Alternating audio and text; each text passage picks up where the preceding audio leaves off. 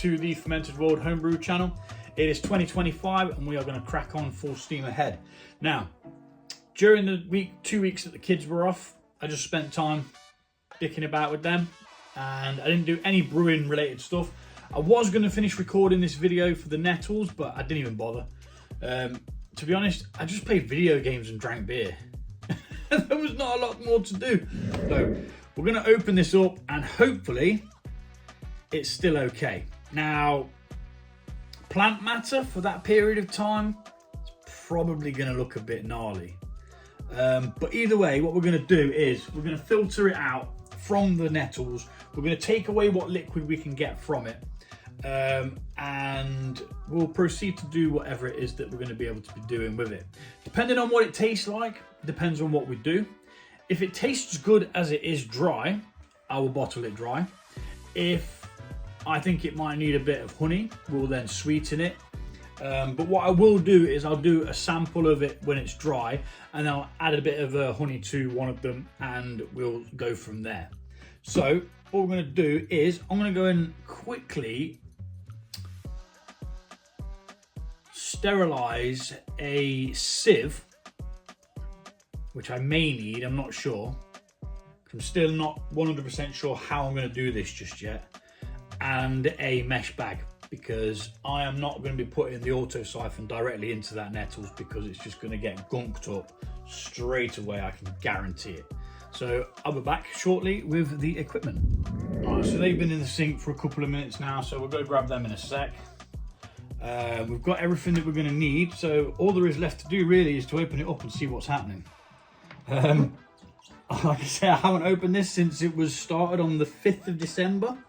That's terrible, I know, I really should have sorted it out by now. But you know what? It looks okay-ish. It smells okay. There's definitely no gnarly smell coming from it. So let's just pop that somewhere out of the way.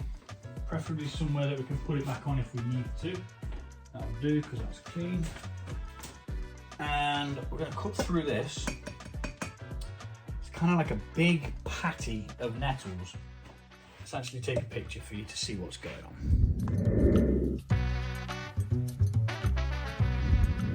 Doesn't look all that promising, or all that inviting, should I say. But let's see what we've got.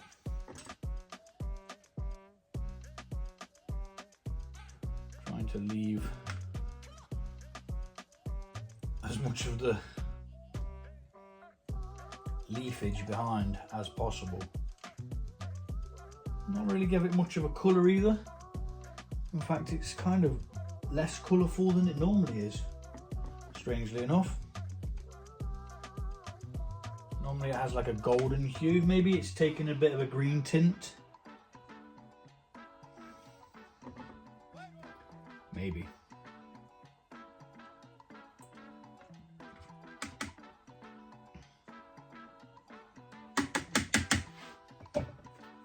So yeah, that's at 0.994. 0.994. So I should probably make a note of that. But I'm not going to because my notebook's in there. 0.994. So let's have a taste. See whether we're going to add a little bit of honey to this or not. So the best way I always find is to have 2 glasses. Pour yourself, say, equal measures if you can, give or take, and we'll tip that back in there because we don't want to waste it.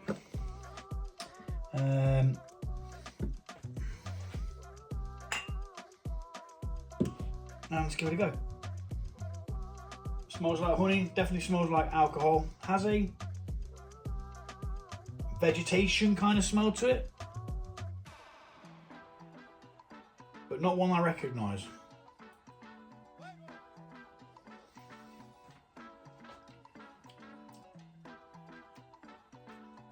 Wow, that's actually nice. I wasn't expecting it to be. I'm actually shocked. I'm not going to deny it.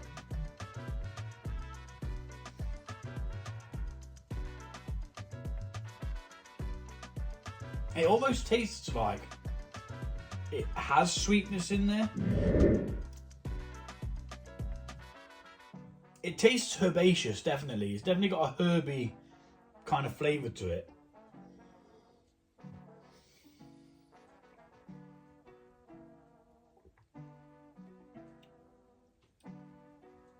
Now, I picked up a note then, and I can't think what it was.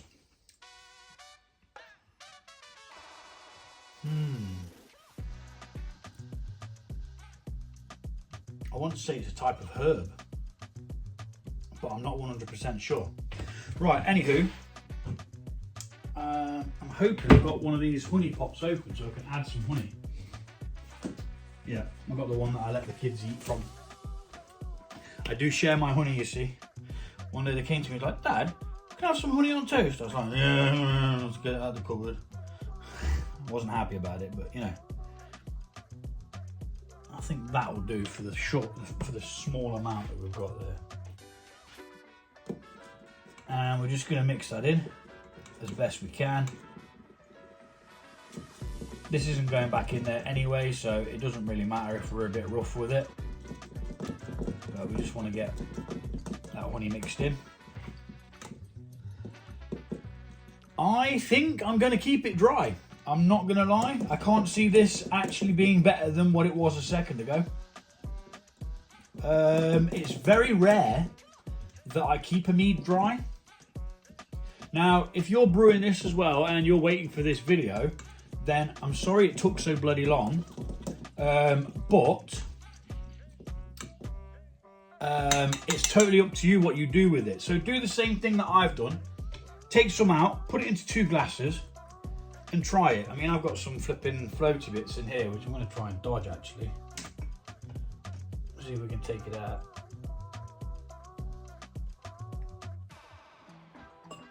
Got one bit out.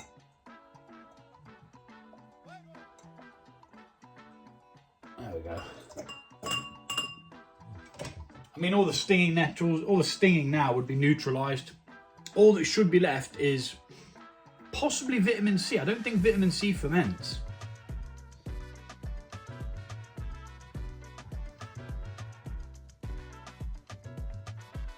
It did smell nicer to begin with on the first one.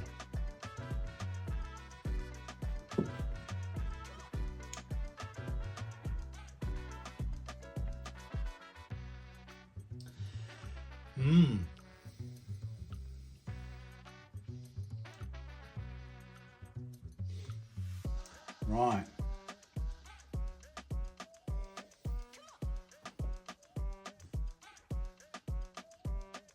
They're both very nice.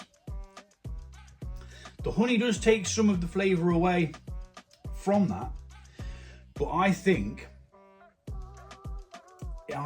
if I used half of the amount of the honey I normally used, because that's a little bit sweet, so maybe there was a bit too much in comparison to how much mead I've actually got. I need to ponder this. And I always bloody do this, and now what I need another flipping sample of the dry one. And it's fully fermented, so we're probably looking at around 14% for this. What did it start at? 94, so we're probably around 12 or 13%.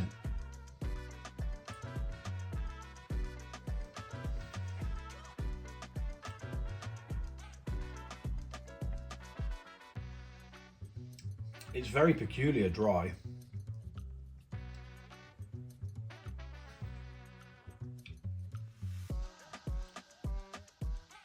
And I can't figure out which one I like better.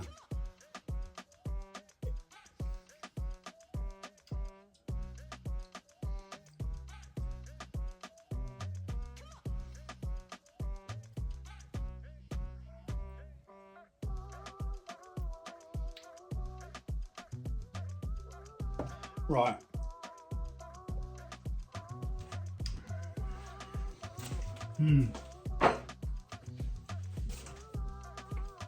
So they're both very nice, right? So this is the first one I've done. Straight away I liked it dry. I'm going to keep this one dry. When the nettles are back up next year, I'm going to be out in force, the same area, because it was abundant. There was just tons of them. You saw the stretch that I could walk up if you've watched the video. There was more even further up, you know, getting them tender stems that are just coming up, not the big long ones. You don't want it when it's seeding. You want it when it's like really, really young. And that's when it's got the most vitamin C as well, and flavour. Right, so I'm going to keep this one dry. I will do it again, like I say, and I will sweeten the next one with half the amount of honey that I would normally use. Both were nice, but I think going forward, I think we should leave this one dry. So it's going to be a pain in the backside to do this. So I'm going to go get the equipment I need. I need the mesh bag and the sieve, because what I'm going to do is I'm going to sieve most of this out by hand. Sieve. You know what I mean? I'm going to take most of it out with a sieve, and then I'm going to rack from that, because I think a lot of it is kind of stuck in the nettles. The nettle patty is what I'm going to call it. So it's all stuck in the nettle patty. So let's go get the equipment, straining bag, and the sterilised, well, they're both sterilised, sieve. And I also need a bowl to put this in as I'm scooping it out. That doesn't need to be sterilised though, because we're not going to be putting this back in. It kind of makes me wish, right, that I'd have done a double batch of it. All the way up to the 9 litres. Because then I could have divided it into two. I could have done a dry and a sweet, and then compared them better after they've gelled for a short while. So we're going to get this scooped out for the first part, and we should see how effective the scoopage is. I want to try and keep as much of it. I might be able to get it all out in one foul swoop, you know. Don't like the sound of that. That's adding oxygen to it, which is not good. So we have disturbed quite a bit of it by doing this. I want to rest that on there, but it doesn't want to rest. I kind of just want to come over there, and that's it. Obviously this is the first time I've done this, so you know, I'm kind of winging it. That's too close to the, too high up in the air. It's causing oxygen to be pushed back in. So we're just trying to get as much out of it as possible, which I think we've done. That's pretty much it for that. That was actually quite painless, and that can be composted. So that'll be going on my compost.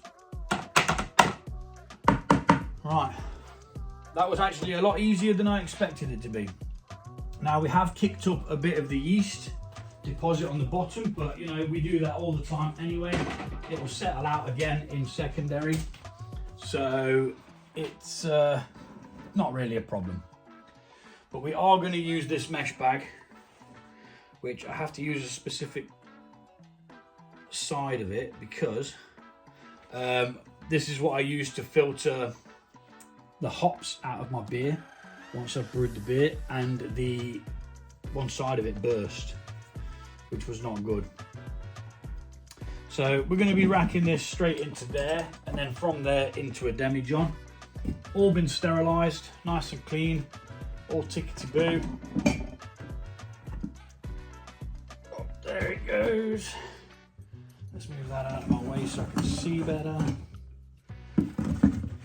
And then we're just gonna like we would normally. Push it all the way down to the bottom, lift it up ever so slightly, give it some beans, and let it start pulling the liquid through. Like that. And I'm going to speed this bit up and we'll be back in a second.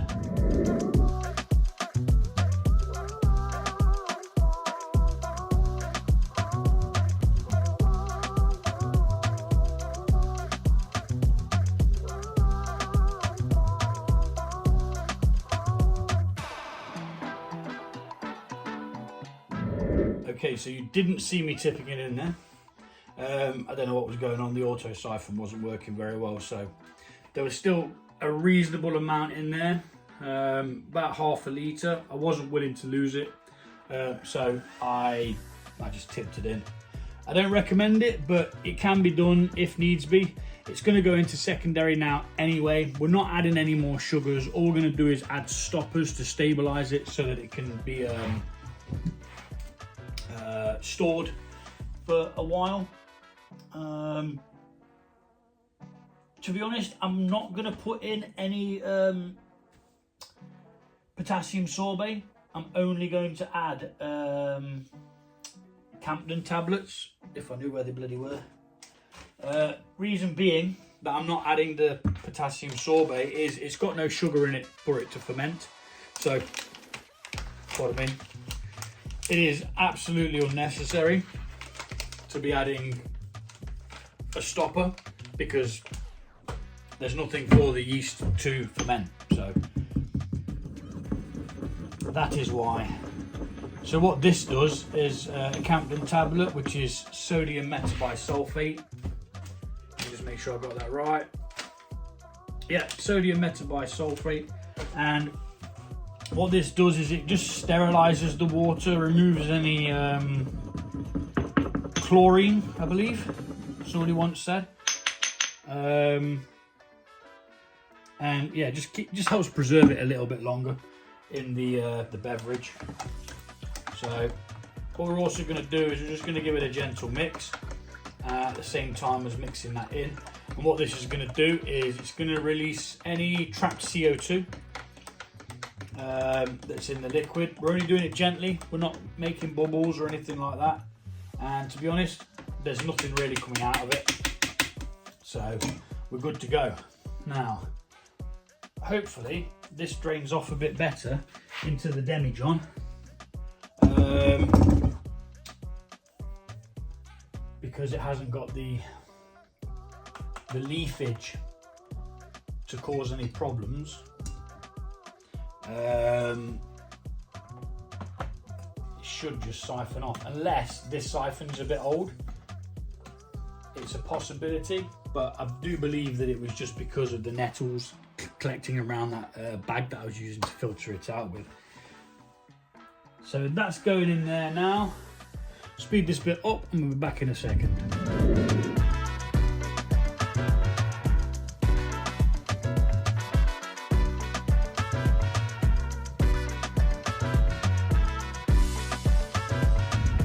Okay, so I quickly did the calculation for the ABV as well. We're at 13.5%, which is perla. We're keeping this one dry. Next year, when the shoots come up, this year, this year when the shoots come up, again, I will just get out there, do another one, and that one will be sweet. But again, when I put in that amount of honey I put into that small amount, it did kind of over sweeten it, and it took away a lot of the original flavour, which I did like.